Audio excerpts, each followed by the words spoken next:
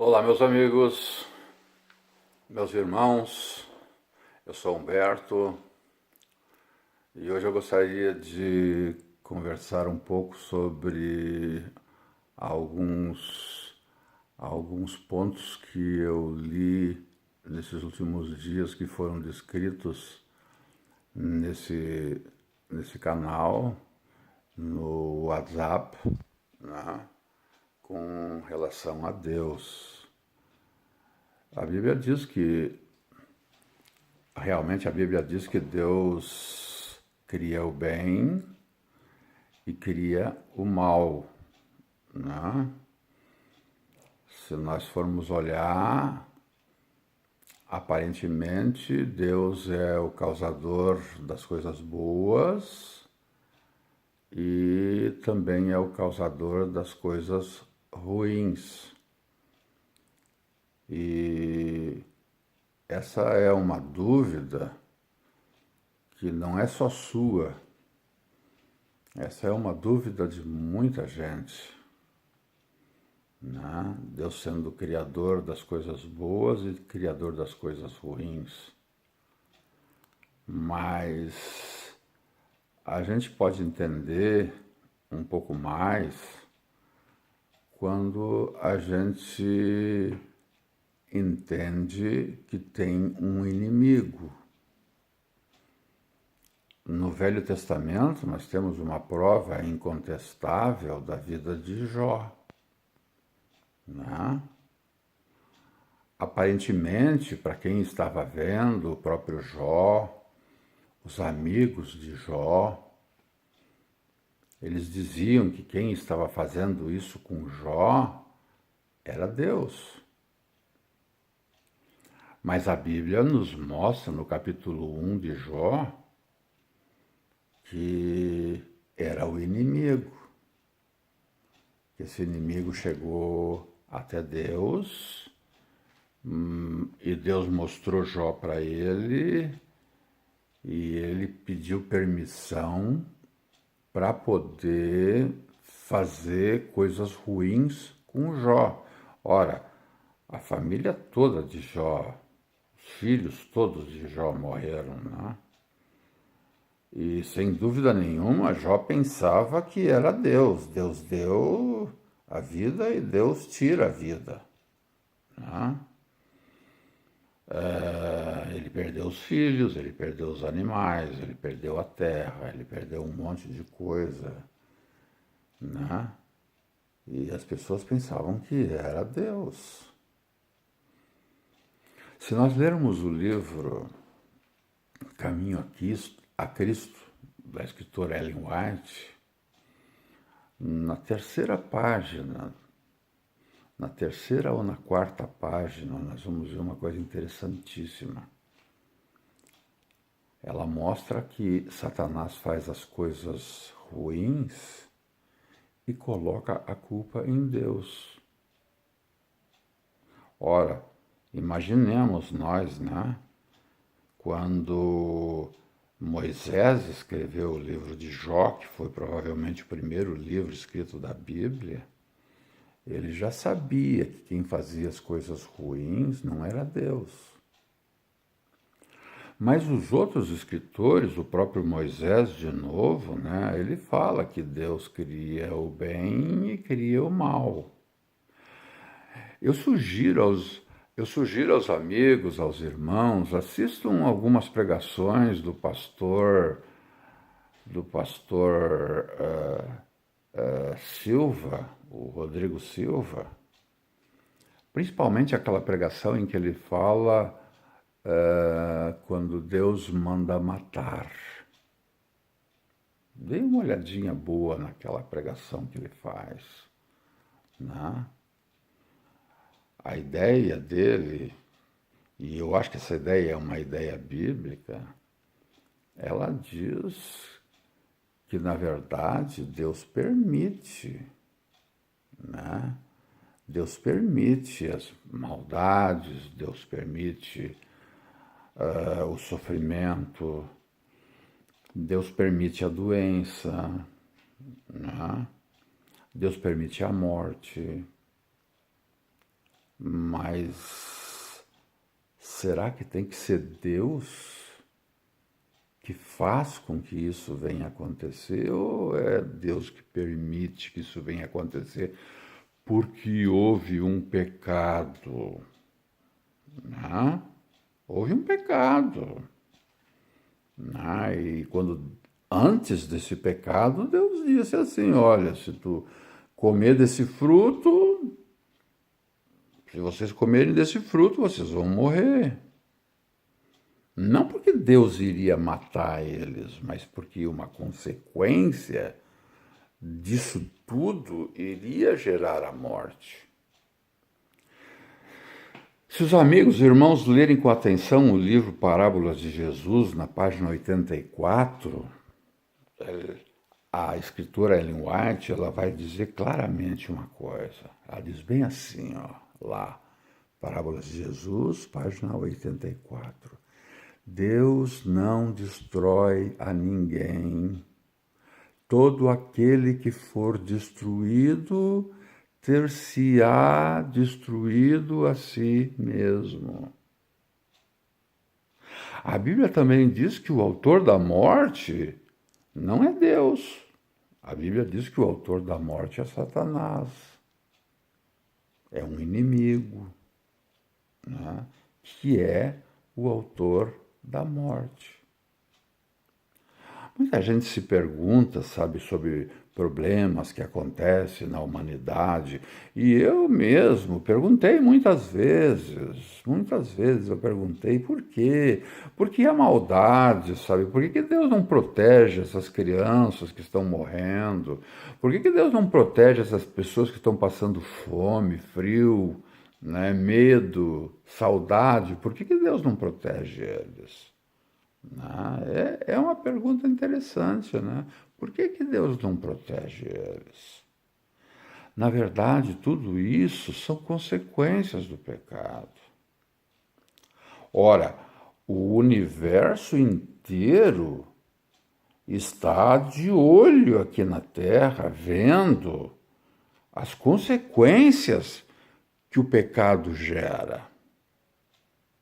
Se Deus protegesse todo mundo, se não deixasse nada de mal acontecer, nós iríamos dizer assim: olha, esse mundo aí está tão bom, é tão maravilhoso, que nós nem precisamos de Deus. Nós seríamos os primeiros, nós que temos o costume de estudar, de ler a Bíblia, de fazer a lição da escola sabatina, de orar, nós de repente seríamos os primeiros a abandonar Deus.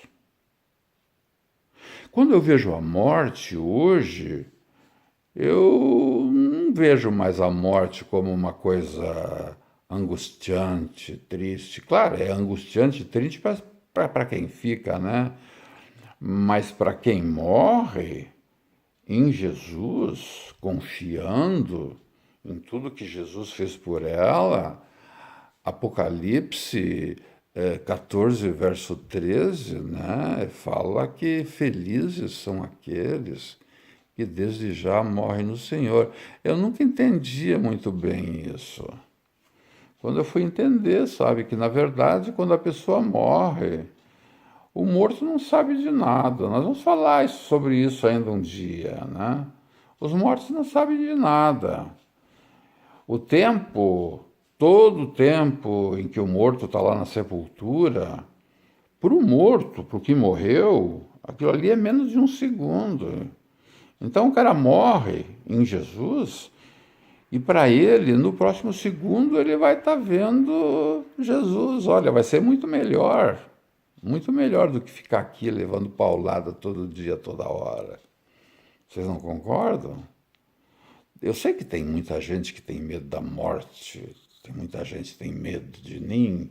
Quando se fala em morte, não fala essas coisas. Mas, ora, Deus permite a morte porque Ele vai ressuscitar a pessoa, né? Ele vai ressuscitar. Então não tem problema se morrer. Deus sabe que a pessoa vai ressuscitar. Mesmo que seja para ressuscitar para a morte eterna, ele sabe que a pessoa vai ressuscitar. Então a morte para Deus não tem problema.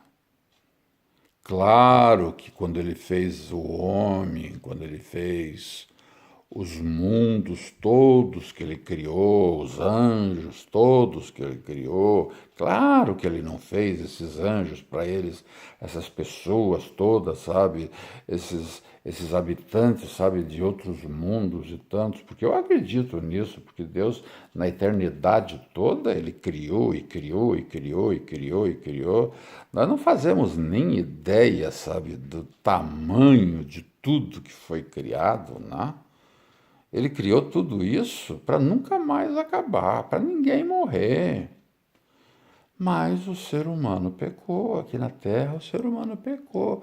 E existem consequências do pecado. As pessoas estão sofrendo e o universo todo está vendo. E nós, um dia na eternidade, nós vamos ter oportunidade também de ir lá, junto de Deus, ver tudo que aconteceu no mundo. Todas as coisas que aconteceram no mundo. E nós vamos entender uma coisa muito interessante, eu tenho certeza disso. Um dia nós vamos chegar à conclusão, sabe, de tudo isso, de que Deus realmente não destrói a ninguém. As pessoas vão ser as pessoas que não confiarem em Jesus, as pessoas que não confiarem na salvação de Jesus, sabe? Essas pessoas vão morrer eternamente. Mas as pessoas que confiarem naquilo que Jesus fez por elas, elas vão morar por toda a eternidade junto com o Pai, junto com Jesus, junto com o Espírito Santo, com os anjos todos, com as pessoas todas que vão ser salvas por uma eternidade toda. E lá nós vamos entender que Deus não destrói a ninguém.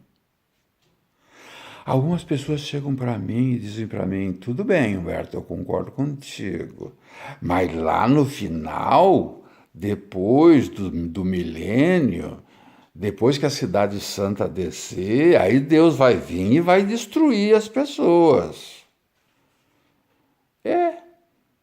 Deus vai destruir as pessoas, realmente. Eu concordo. Eu não posso dizer que isso aí não vai ser verdade, mas eu pergunto assim, como é que vai ser essa destruição? Como é que vai ocorrer essa destruição? Deus está dizendo hoje bem assim para mim e para você, aceitem a Jesus, confiem em Jesus. Porque naquele dia lá, quando a Cidade Santa já estiver aqui na Terra, naquele dia lá, sabe, se tu tiver com pecado, tu vai ser destruído. Tu precisa estar dentro da Cidade Santa para não ser destruído. Mas, Humberto, quem é que vai destruir? Ora, é claro, vai ser Deus. Deus é que vai destruir. Mas como é que Deus vai destruir? Espera um pouquinho aí. Vamos entender direitinho essa história aí, para nós não dizer assim que Deus vai vir assim com raiva, agora eu vou me vingar, e agora eu vou acabar com esse povo todo que não quis nada comigo, vou matar todo mundo. Tem muita gente que pensa assim.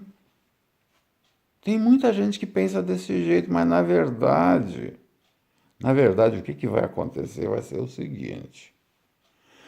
Quando as pessoas entenderem que Jesus não é o culpado, está lá no livro O Grande Conflito, está lá no livro História da Redenção. Quando as pessoas entenderem que quem enganou elas, que quem foi o errado, não foi Jesus, e sim que houve pessoas, que houveram anjos que enganaram elas, ao invés dessas pessoas irem lutar contra a Cidade Santa, elas vão lutar contra aquelas que enganaram elas. Você sabia disso? Vê lá, o grande conflito vai falar isso. A história da redenção vai falar isso. Tá? Mas Humberto, mas como é que vai acontecer isso? Ora, Jesus vai estar presente. Jesus é o nosso irmão, não se esqueçam disso. Jesus é o nosso irmão mais velho. Ele vai ter as cicatrizes nas mãos, nos pés, no peito, por resto da eternidade. Então Jesus vai ser o quê? Ele vai ser um ser humano. Opa, mas espera um pouquinho aqui, Jesus é Deus, sim, ele é Deus, mas ele assumiu a forma humana, o desejar de todas as nações diz isso, por uma forma que nunca mais ele vai deixar de ser um ser humano. Nos primeiros capítulos ali do Desejar de Todas as Nações, parece que é o primeiro, segundo capítulo, né? Dê uma olhadinha lá, leiam lá, vocês vão entender direito. Que ele assumiu a humanidade, diz a escritora lá, que ele assumiu a humanidade por laços que jamais se partirão. Então Jesus vai estar presente com todo o poder e toda a glória que Deus já deu para ele, né? Mas Deus, o Pai, naquela hora, ele vai vir. Até agora ele não veio. Se Deus, o Pai, viesse agora aqui e estivesse no nosso meio, agora nós seríamos todos fulminados. Porque a glória de Deus, quando ela entrar em contato com o pecado vai explodir. E o pecador vai explodir junto. O pecador vai explodir junto. Então veja bem, Deus vai descer, agora ele vai aparecer, porque até agora, nesse momento, os quatro ventos estão parados, né? Quando esses quatro ventos forem soltos, ou quando Deus vier em toda a sua glória. Imagine, a glória de Deus, o Pai, ela é muito mais poderosa do que milhões e milhões de sóis, um do lado do outro. Para os salvos que estão dentro da Cidade Santa, essa glória é a coisa mais gostosa que tem no mundo. Mas para os pecadores que estão fora da Cidade Santa, essa glória vai entrar em contato com o pecado que eles têm e o pecado deles vai explodir. E eles vão explodir juntos. Então por que é que Deus está vindo? Deus está vindo para destruir eles? Não. Deus está vindo para morar junto com os seus filhos na Cidade Santa. Mas os pecadores estão ali, os não arrependidos, eles estão ali presentes. E essa glória, Deus não vai ter como esconder ela deles. Essa glória vai entrar em contato com eles. Deus não vai poder, Deus não vai poder segurar essa glória. Ele é esse. A Bíblia fala que ele é esse fogo destruidor. Então as pessoas elas vão morrer pela glória de Deus, mas não porque Deus queira, porque a Bíblia diz bem assim, ó, que Deus não tem prazer na morte de ninguém, nem daqueles lá daqueles milhares que não aceitaram Jesus que vão morrer lá. Deu para entender? Então veja bem uma coisa, guarde bem uma coisa aqui com você. Quando a Bíblia diz assim, ó, que Deus criou o bem e que criou o mal, entenda dessa maneira. Deus permitiu o mal. Deus deu o livre-arbítrio e ele permitiu o mal. Ele conhecia o mal? Claro. Ele conhecia o mal antes do mal existir. Ora, Deus conhece as coisas muito antes de elas acontecerem. Não é assim? Ele conhece as coisas muito antes de elas acontecerem.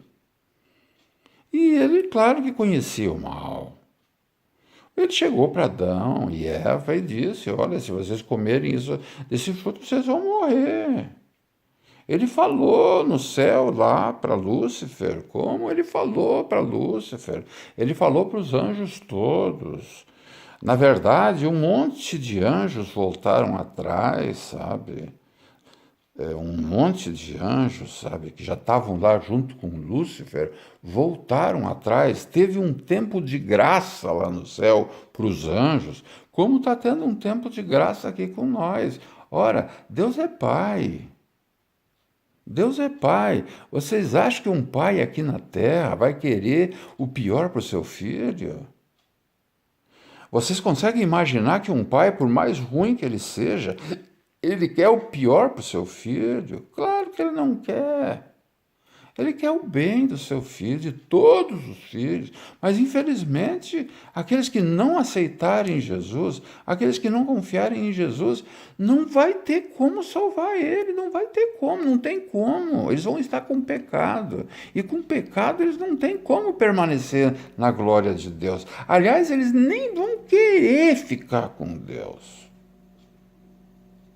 O mal fez tanto mal para eles que eles nem têm desejo de ficar com o Pai ou com Deus. Eles querem, na verdade, eles querem morrer mesmo. Eles não querem. Tanto é que, quando Jesus vem pela primeira vez, eles dizem, esses que não aceitaram, não confiaram em Jesus, eles dizem lá em Apocalipse, pedindo para as rochas caírem sobre eles, para as cavernas caírem sobre eles. Eles queriam morrer. Entende? Mas não é Deus que criou esse mal. Esse mal foi criado por um inimigo. É o que a parábola lá, aquela parábola do joio e do trigo, aí chega alguém lá e pergunta assim, mas quem foi que plantou o joio? Né? E aí uma pessoa diz assim, foi um inimigo. Quem foi que plantou o mal? Foi um inimigo. Um inimigo que plantou esse mal. Não é jamais Deus. Deus jamais iria criar o mal. Não tem como. Se Deus criasse o mal, ele não seria Deus. Jamais. Como é que Deus iria criar uma coisa para destruir os filhos dele? Como é que um pai aqui na terra, uma mãe aqui na terra, vai criar coisas ruins para destruir os filhos dela? Só se tiverem loucos. E Deus não é nenhum louco. Entende? Então nós temos que confiar que nós temos um pai amoroso demais, demais, demais. Ele não vê a hora de nós todos estarmos juntos. Mas ele sabe a hora. Ele sabe quantos ainda precisam aceitar Jesus.